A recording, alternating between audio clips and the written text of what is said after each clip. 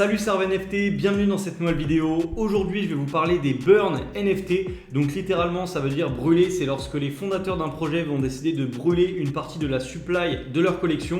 Donc en général, lorsqu'on réduit la supply, eh bien, s'il y a une demande assez forte, logiquement, ça va faire pumper le prix de la collection. Vous allez voir que ce n'est pas toujours le cas et c'est ce qu'on va voir dans cette vidéo. Pour ceux qui veulent démarrer les flips de NFT, n'hésitez pas à cliquer sur le premier lien dans la description pour découvrir mon atelier gratuit Flipmaster. Je vous montre vraiment toutes les bases pour démarrer et c'est totalement gratuit. Avant de démarrer, n'hésitez pas à vous abonner, à liker la vidéo, ça me soutiendrait énormément et on est parti. Alors là, je suis sur la collection Swampverse, c'est une collection qui a bien fonctionné dans le passé et qui a effectué un burn. Je vous ai préparé 3 collections NFT qui ont fait des burns et vous allez voir qu'à chaque fois, il y a eu 3 résultats différents. C'est toujours hyper intéressant de voir ce qui s'est produit dans le passé pour déduire ce qui se pourrait se produire à l'avenir. Alors je ne dis pas que ce qui s'est produit dans le passé, ça va définir ce qui va se passer à l'avenir, mais ça permet en fait de mieux comprendre ce qui se passe parce que en regardant ce qui s'est passé avant, on peut se dire ok, là il est en train de se produire ça, là ça ressemble un peu à ce qui s'est passé sur cette collection. Donc voilà, c'est toujours bon à prendre. Alors cette collection, comme vous pouvez le voir, elle a eu un très bon floor price, environ 0,5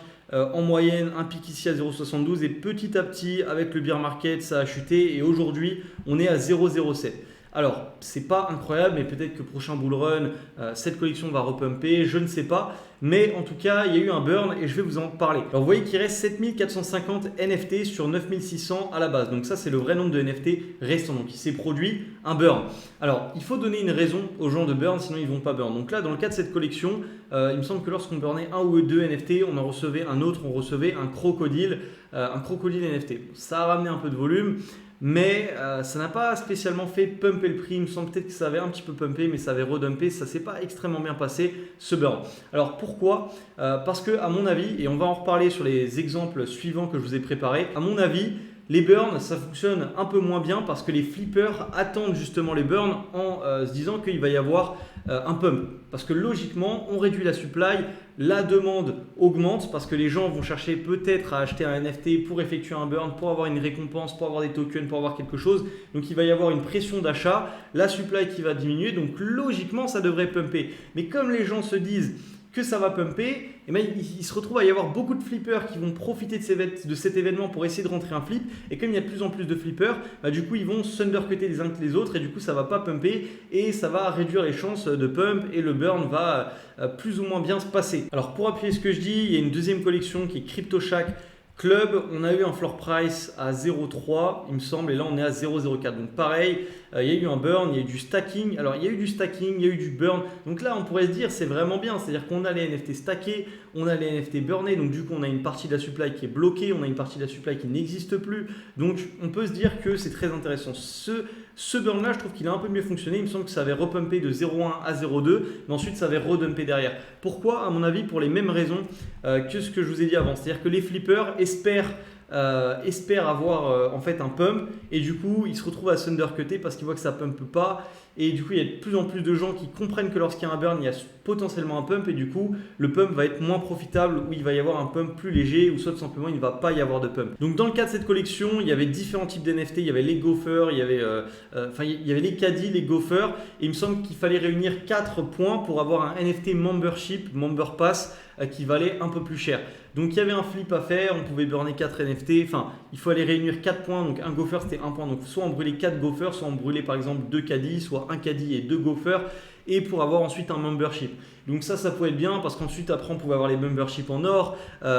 Donc voilà, il y avait comme ça une petite dynamique, c'était intéressant, les gens ont pu rentrer des flips. Le prix a pumpé, mais en fait déjà il y a ça. C'est-à-dire qu'il faut comprendre le mécanisme du burn qui est propre à chaque projet. On peut se dire en fait il y a un burn, le prix va pumper, mais en réalité c'est pas exactement ce qui s'est passé sur cette collection parce que comme je vous ai expliqué, il y avait un mécanisme où il fallait réunir 4 points. Un gopher c'était 1 point, donc soit on en burnait 4 pour avoir un NFT plus rare, soit on pouvait brûler 2 caddies, soit on pouvait brûler 2 caddies, un caddie et 2 gophers. Donc le gopher c'est ça et les caddies c'était... alors là voilà, on avait les members et les caddies. Alors je retrouve plus le truc, mais en gros bref, il y avait 2 types de... Voilà, ça c'est un caddie. Voilà, donc ici vous avez un caddie. Donc qu'est-ce qui s'est passé? On avait le floor price des caddies qui était un peu plus élevé, le floor price des members qui était bien plus élevé et le floor price des gophers qui était tout en bas. Moi, je me suis dit, je vais acheter un gopher parce que logiquement, il va y avoir un burn, les gens vont burner des gophers, ça va pumper. Mais en réalité, qu'est-ce qui s'est passé? Les gens ont burné des caddies. Donc du coup, le prix du gopher, il y a quelques personnes qui ont burné des gophers, mais il n'a pas tant pumpé que ça. Du coup, ce projet, il me semble que j'étais sorti avec une petite perte. Mais ce que je veux vous dire, c'est qu'en gros, si vous ne comprenez pas les mécanismes de burn, ça va être compliqué de prendre du profit. Parce que là, je me suis dit, ok, il y a un burn, ils vont burner les NFT, ça va marcher. Au final, non. Au final, il fallait bien comprendre qu'en fait, il y avait le mécanisme de points. Et du coup, c'était plus logique de burner des caddies parce que ça revenait moins cher. Donc les gophers n'ont pas pumpé. Donc on n'a pas pu profiter de ce pump. On rajoute à ça les flippers. Il y a un pump encore moins intéressant, donc pas intéressant ce burn, même si voilà, aujourd'hui c'est un projet qui selon moi n'est pas hyper intéressant, mais on peut prendre le pari, la team est solide. Je vais pas vous mentir, ça fait longtemps que j'ai pas regardé où ça en était, puisque je ne suis plus sur ce projet, mais on va aller faire un petit tour là sur le Twitter. Il y avait des gros golfeurs qui avaient repartagé, vous voyez que c'est encore actif, donc oui ça peut être intéressant encore aujourd'hui de se positionner sur ce projet, peut-être lors du prochain bull run il peut pumper, mais pour le moment rien n'est vraiment sûr. Et vous voyez, ça c'est encore un exemple, c'est-à-dire si vous aviez acheté un NFT et que vous aviez, enfin de cette collection, vous aviez attendu sans cut loss, aujourd'hui vous auriez fait du moins 80% parce que si vous aviez acheté à 0,3, voilà, moins 80% sur votre investissement lorsque vous holdez votre NFT. Alors que vous auriez pu prendre ce capital, l'investir. Peut-être qu'aujourd'hui c'est votre cas, peut-être qu'aujourd'hui vous holdez une collection, vous êtes à moins 80% et vous dites ouais, prochain bull run ça va pumper, mais rien n'est sûr. Là c'est de l'ordre de l'espoir, on n'est pas sur des données rationnelles, on est dans l'espoir qu'il y a un prochain bull, enfin il va sûrement y avoir un prochain bull run, mais on est dans l'espoir que la collection pump, alors que si ça se trouve, prochain bull run elle n'existera plus. Donc c'est pour ça que selon moi, si vous avez un petit budget, c'est plus intéressant de faire du flip quotidien sur des données statistiques et rationnelles. Alors je vais quand même vous montrer un projet où le burn a été profitable pour moi et pour, à mon avis, plein de gens. Donc il s'agit du projet Degens. Donc à la base il y avait 11 000 items et aujourd'hui il en reste un peu moins de 4000. On a un floor price à 0,05, ça c'est bizarre, il a dû chuter beaucoup, je sais pas pour... Ah oui d'accord, il a dû se passer quelque chose ici, peut-être qu'il y a eu un claim, il y a eu une snapshot, j'en sais rien. Ah oui, sûrement avec Reg Guy, peut-être qu'on pouvait claim un Reg Guy si on avait ce NFT, du coup après le NFT perd la valeur. C'est sûrement ce qui a dû se passer, je sais pas, je n'ai pas suivi ce projet, mais en tout cas moi j'ai pu profiter de ce projet.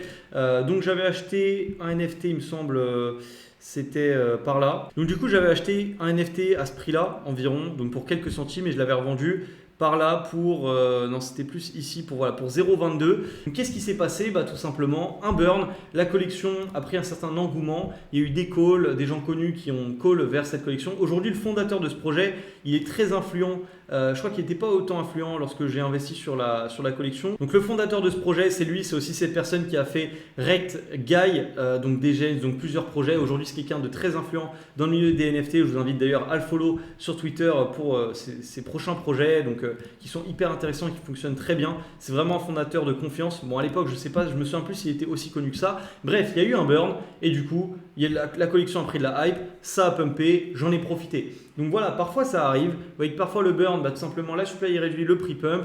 Parfois il y a tous les flippers qui s'undercut. Parfois il faut mieux analyser, c'est pas hyper intéressant. Parfois c'est profitable à certaines personnes mais pas à d'autres. Si vous analysez mal les mécaniques de burn de la collection en question. Pour ceux qui veulent aller plus loin, n'hésitez pas à cliquer sur le premier lien dans la description pour découvrir mon atelier gratuit Flipmaster. En attendant, c'est déjà la fin de cette vidéo. J'espère qu'elle vous a plu, qu'elle vous a été utile. Si c'est le cas, n'hésitez pas à vous abonner, à liker la vidéo, ça me soutiendrait énormément. Et puis moi je vous dis à très vite dans la prochaine.